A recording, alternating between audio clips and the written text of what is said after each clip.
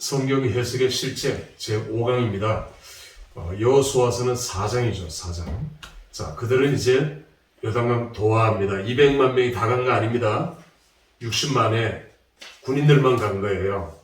젊은이들, 군인들 요단강을 넘어가는데, 자, 요단강 동쪽입니다. 요단강 동쪽에는 루벤 지파, 므낫세 반 지파, 갓 지파가 이미 땅을 분배받았죠.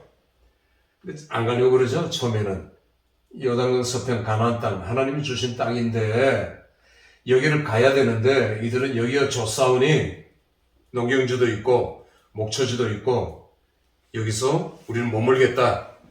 여호수아가 그들을 1장에서 독촉하죠. 제촉합니다. 건너야 된다. 하나님의 명령이다. 그렇게 해서 4장에 건너갑니다. 4장에서 건너갈 때에 여기 요단강을 건너가면서 12지파를 상징하는 돌 12개를 요단강 중간에다가 세워요. 언약입니다. 언약. 언약을 각 지파마다 우리는 언약 백성이다. 우리는 언약을 지키러 지금 간다. 싸우러 간다. 우리는 언약을 지켰다. 이걸 보여주는 거죠. 이게 22장에 이들이 가나안 전쟁 7년 전쟁 7년 동안 전쟁하고 7년 전쟁이 끝나고 돌아올 때에도 똑같이 요단강 중앙에 돌 12개를 세웁니다. 22장에서. 그래서 처음과 나중 일종의 수미상관 구조죠. 이걸 통해서 언약 체결한 것, 다시 언약을 갱신하죠. 그래서 그들은 돌아가요. 이게 나중에 아수르에 의해서 북이스라엘이 망할 때 이쪽 같이 다 망합니다. 유다는 아직 존재하는데. 그러니까 이게 하나님이 원하는 것이 아니에요. 요단강 동편은. 하나님 말씀하신 지경은 여기라고요. 여기. 그런데 그들의 어떤 탐욕이죠. 탐욕. 므낫세 지파는 반 므낫세 지파죠. 절반. 그러니까 여기 땅도 요단강 동편도 더 요구했잖아요. 우리는 에브라임 지파다. 목소리를 깔아가지고. 에브라임 지파가 누굽니까? 에브라임 지파가 여호수아죠. 지도자죠. 그러니까 지도자 에브라임 지파의 후손이다. 여기 땅 하나를 더 다오. 해가지고 므낫세 지파는 두 분기, 두 지파를 얻었죠. 에브라임 지파는 여리고부터 제일 알짜, 노른자, 인구 밀집 지역을 얻었어요. 참 이게, 그런데 여호수아는 그렇게 하지 않고 전쟁이 끝난 이후에 작은 자기 땅을 받았어요. 이게 지도자죠. 근데 이건 잘못된 것들이죠. 결과 다 없어지고 사라졌어요. 끌려갔어요. 이제 다 흩어져 버렸죠. 디아스포라 흩어졌죠. 자, 이렇게 되는 겁니다. 자, 5장으로 넘어가면 5장에 두 개의 중요한 사건이 나와 있죠. 하나는 할례, 하나는 유월절입니다. 유월절. 자, 할례는 그들이 광야에서 할례를 하지 않았어요. 그래서 하나님께서는 언약 백성의 표징이라는 거죠. 이건 아브라함과 언약을 체결하고 할례를 하게 했던 것 같이 너도 너희 백성도 할례를 해라. 그래서 이 여리고는 조금 높은 지역에 있습니다. 조금 높은 지역에 여리고가 있어요. 근데 이 정도로 높은 곳은 아니지만 언덕이죠. 이렇게. 자, 여기에 이스라엘 백성들이 진을 치고 있어요. 풀 나무들 뒤에 몸을 감추면 잘 안 보이겠죠. 할례를 한다? 역사적인 기억이 있잖아요. 야곱이 12 아들 중에 시몬과 레위가 둘째 셋째가 세겜성 사람들을 거짓 언약을 맺고 다 죽였잖아요. 밤에 가서. 할례를 해라. 여기는 할례를 했죠. 정직하게. 그러니까 몸을 움직이지 못하죠. 힘을 못 쓰죠. 그런 아련한 기억들이 있는데 할례를 한다? 저기 빤히 쳐다보이고 척후병들이 나와가지고 아니 저놈들 할례한다. 우리 나와가지고 죽이자면 다 죽는데 누가 하겠습니까? 그런데 했어요. 여호수아의 탁월한 리더십이기도 하지만 우리는 하나님의 언약 백성으로서 이 남쪽 관문이죠. 여리고는. 그리고 이 남쪽의 가장 강력한 이중성벽, 한 번도 무너지지 않은 여리고성, 전 세계에서 가장 오래된 도시국가 여리고를 공격하기 위해서 할례, 언약 백성의 표징으로서 우리의 정체성을 드러낸 겁니다. 너희가 누구냐? 언약 백성이라는 거죠. 자, 두 번째는 유월절. 지금 유월절 절기가 아닙니다. 유월절 절기는 지났어요. 이미 오순절이 가까워 와서 이제 첫 번째 추수를 해서 여리고의 창고에는 이 추수한 곡식들을 저장해 놨어요. 이게 무너지면서 불이 타고 불이 나고 이런 것들이 최근에 발굴이 됐어요. 그러니까 이미 맥추절이 가까우고 맥추절이 지나가는데 절기는 아니지만 유월절을 지키게 했어요. 이스라엘 백성, 언약 백성의 정체성입니다. 출애굽할 때 그 유월절, 그 하나님과의 언약을 체결하는 장면이죠. 그리고 언약을 갱신하는 장면이고 우리는 언약 백성이라고 하는 정체성을 확립하는 중요한 절기가 유월절입니다. 그래서 그들은 유월절은 예수 그리스도의 타이포로지라고 제가 누누이 얘기하잖아요. 성자의 사역, 맥추절은 성령의 사역, 장막절은 감사절은 성부의 사역. 자, 유월절을 행해요. 적들이 빤히 내려다 보이는 가운데 그들은 먹고 마시고 하나님과 언약 체결식을 하고요. 할례를 행해요. 여기에 번제와 화목제, 언약 체결식을 할 때, 유월절을 지킬 때 번제와 화목제물을 드렸으니 번제와 화목제물을 드리면서 언약 체결식을 했을 거예요. 이 위에서 이제 내려다보면서 저놈들 저건 뭘 하나 저렇게 뭐 잘 안 보이기도 하겠죠. 제가 직접 가서 보니까 이런 풀들이 사방에 널려 있어서 몸을 감추기는 딱 좋아요. 자, 여기 이제 은폐할 그런 지형 지물들이 많이 있고요. 우리 군대 갔다 온 사람들은 알죠. 어쨌든 저쪽에서는 보이는 겁니다. 뭐 만안경 옥들은 불과 5km 내외니까 다 보이고 간첩들 다 보내고 다 알고 있겠죠. 자, 이렇게 해서 이걸 끝나고 그들은 6장에서 총 공격을 합니다. 아까 제가 헤렘에서 살아남는 법, 이제 6장에서 공격을 하죠. 도는데 맨 앞에 언약궤라고 되어 있어요. 언약궤. 우리가 모세오경을 볼 때는 법궤 이렇게도 표현했지만 지금은 호칭이 달라져요. 언약궤는 예수 그리스도의 타이포로지입니다. 이렇게 기독론적 해석 타이포로지가 많이 나오죠. 언약궤만 바라보라. 이게 우리가 사는 법이에요. 언약궤만 바라보라. 상거를 띄고 거리를 띄고 900규빗 한 규빗 900규빗을 띄고 언약궤를 바라보면서 저들은 무언으로 도는 거예요.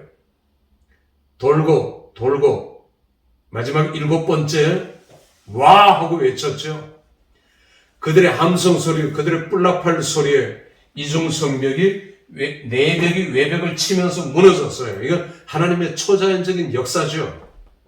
이게 만약에 뭐 지진이나 어떤 자유주의 신학자들은 내벽이 안에서 밖으로 쳤다. 그 실제로 가서 보면은 그렇지 않아요. 밖에서 쳤어요.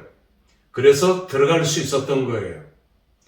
자, 그들은 일제히 진입하고 살몬과 그의 군사들은 붉은 줄이 있는 그 집을 제일 먼저 달려갔겠죠, 살몬은. 그리고 그 집에 라합의 식구들이 모여 있었을 것이고 살몬은 라합을 깨어났고 그들은 함께 헤렘 속에서 살아났고요. 이걸 정복한 후에 여호수아 6장 26절에서 선포했어요. 모든 백성들이 지켜보는 가운데. 이건 하나님의 저주가 임한, 언약적 저주가 임한, 우리가 언약을 다 체결하고 왔는데 언약적 저주가 임했다. 누구든지 이 여리고를 재건하기 위해서 기초를 쌓는 자는 하나님께서 장자를 데려갈 것이요 문짝을 다는 자는 계자를 데려갈 것이다. 계자는 막내입니다. 계자를 데려갈 것이다. 못을 막았어요. 언약적 저주예요. 그래서 이 백성들은 이 여리고에서 다시 살지 않았어요. 거기서 조금 떨어진 신여리고, 지금도 신여리고죠. 구여리고는 유적만 있고요. 신여리고에 물이 여리고에 이제 물이 흐르죠. 엘리사의 샘, 엘리사 선지자가 그럴 때 이 여리고의 사람들이 신여리고인데, 물론 여리고죠. 여리고인데 나무가 열매를 맺지 못하고 곡식들이 열매를 맺지 못합니다. 제발 선지자 우리를 위해서 이걸 치료해 주시고 살려주시고 회복시켜 주세요. 그 엘리사의 셈이 있어요. 저 사람들은 술탄의 셈이라고 부릅니다. 지금은 교회 안에 이렇게 들어가게 만들어 놨어요. 자, 제가 처음 갔을 때는 그냥 그 논밭길에 술탄의 셈이라고 써 있어서 이게 긴가민가 헷갈려서 물어보고 했었는데 지금은 거기 교회가 써 있어요. 기념예배당이. 자, 그런데 엘리사가 소금을 뿌려서, 소금은 하나의 상징입니다. 이사야가 무화과 뭉치를 이제 왕에게 대게 하잖아요. 그래서 살아납니다. 무화과는 하나의 상징적인 거죠. 거기에 무슨 효염이 있는 것이 아니라 여기도 소금을 뿌려요. 그리고 이 물이 단물로 바뀌어집니다. 언약적 저주가 풀어지죠. 언약적 저주가 언약적 축복으로 바뀌어지는 겁니다. 2장의 언약적 저주가 가나안, 언약적 저주가 이 여리고성, 언약적 축복으로 바뀌어지는 인물이 라합이었잖아요. 헤렘에서 벗어났어요. 자, 우리는 이런 장면들도 엘리사의 사건을 통해서 보게 되는 겁니다. 이게 여호수아 6장의 사건이에요. 자, 그런데 여호수아 7장은 아간 사건입니다. 아간. 6장과 7장은 대조를 이루어요. 6장의 대조는 7장입니다. 혹은 2장과 대조를 이루어요. 대조를 이루는 인물은 라합과 아간입니다. 라합과 아간. 자, 라합과 아간을 조명해 보죠. 라합은 이방 여인, 가장 천한 여인인데 헤렘에서 구원을 얻은 나와 내 가족이, 나와 내 백성이, 나와 내 이제 가족들이 모두 구원을 얻고 예수 그리스도의 조상이 되는 가장 위대한 여인, 이방인데도 기생의 창기였는데 가장 위대한 여인의 축복을 언약적 저주에서 언약적 축복으로 바뀐 인물이 라합이잖아요. 라합. 그런데 아간은 유다 지파란 말입니다. 갈미 후손 명문 집안이에요. 명문 집안, 메시아가 앞으로 나올 그런 가문인데 이 아간은 언약적 축복에서 언약적 저주로 바뀌었고 언약적 저주에서 언약적 축복으로 바뀌었단 말입니다. 여기는 헤렘. 그래 아간만 죽은 것이 아니라 아간과 그 모든 가족들 대표성에 올리죠. 대표성. 예수 그리스도의 타이폴로지입니다. 대표성은. 그 아간만 죽은 것이 아니라는 말입니다. 우리가 볼 때는 참 안타깝다. 무슨 이게 악의 죄가 자식에게 전가되나 이건 아니지 않느냐 하지만 언약적 저주가 임한 거예요. 아간 한 사람 때문에, 아담 한 사람 때문에 모든 죄가 우리에게 들어왔듯이 예수 그리스도 한 사람 때문에 모든 사람들이 다 구원을 얻는 살아나는 대표성의 원리, 타이폴로지듯 오늘 아간의 이 사건을 통해서 언약적 축복이 언약적 저주로 바뀌어서 아간의 가족이 다 헤렘이 된 거예요. 라합과 정반대 인물이죠. 참 안타깝죠. 자, 이런 아간이 우리가 나중에 선지서에 보면 에스겔서에 소망의 문을 삼아 이게 이제 아간을 돌로 쳐 죽여서 묻어버리는 골짜기가 이제 쓰레기로 된 골짜기죠. 그런 골짜기가 가룟 유다가 자살한 그 골짜기, 좀 거리가 떨어져 있죠. 여기와는. 그 골짜기가 소망의 문, 장차 오실 메시아를 상징하죠. 메시아를 통해서 이제 언약적 저주가 언약적 축복으로 바뀌어지는 것을 예언하는 장면입니다. 자, 우리가 이런 장면도 언약적 축복에서 언약적 저주, 언약적 저주에서 언약적 축복으로. 그래서 축복과 저주는 언약적 축복, 언약적 저주로 나뉘어요. 이건 신명기 1장, 신명기 14장 1절에서 축복자, 그게 단순한 축복이 아니고 언약적 축복이고 저주는 언약적 저주라는 것을 우리가 알게 되는 거죠. 자, 신명기 28장 내용을 1절부터 14절 언약적 축복, 15절부터 69절 언약적 저주, 이렇게 해서 언약적 축복과 언약적 저주를 우리가 살펴보았습니다. 마치겠습니다. 감사합니다.